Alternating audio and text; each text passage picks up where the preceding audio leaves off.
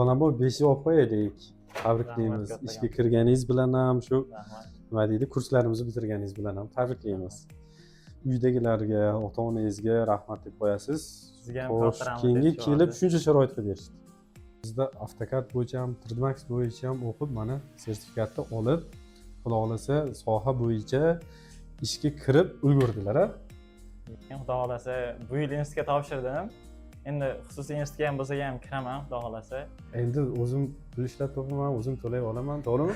Shunaqa. Вообще zo'rda, mana hozir o'qishga kira olmagan bolalar tugatida 1 yil yo kutadi yoki xususiyga ota-onani azobini berib kiradi, chunki diplom bo'lsa kelin topilishi oson-ku, to'g'rimi? Birinchi to'g'ri shayga kelganman, undan oldin boshqa joyga bormaganman. Keyin Ileshetdan to'g'ri borib,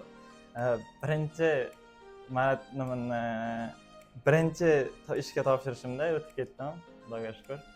Vaqtdan unumli foydalanish kerak. Qayergadir kira olmagandan keyin Rossiyaga ketib, juda ko'pchilik biz bundan juda xafa bo'lamiz. Bu Azizbek mana ketma-ketligi yaxshilab videoni ko'rib, e'tibor beringlar. Video keyinchalik ko'rayotganlarni. O'sha otasi e'tibor bergan bolaga qiziqishini bilgan, keyin ozgina sharoit qilib bergan, ozgina xarajat qilganda Toshkentga kelib o'qishiga imkon qilib bergan. Tushunyapsizlarmi? O'zi aslida bu ham ozroq xarajat bo'lsa ham bu hayotida juda katta burilishga sabab bo'layotgan masalada bu. Tushundinglarmi?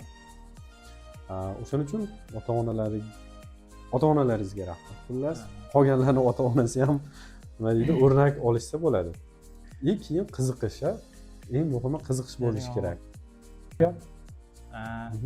Bolalarga tavsiyam, endi Instagramga qo'yiladi, yo'q.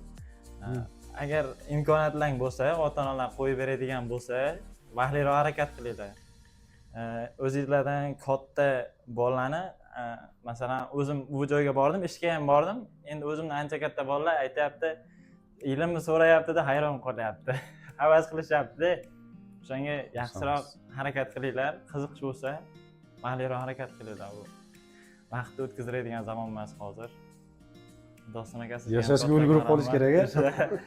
Kunlar ham tez o'tib ketyapti. Kattakon rahmat sizga. Omadingiz bersin, qarsanglar.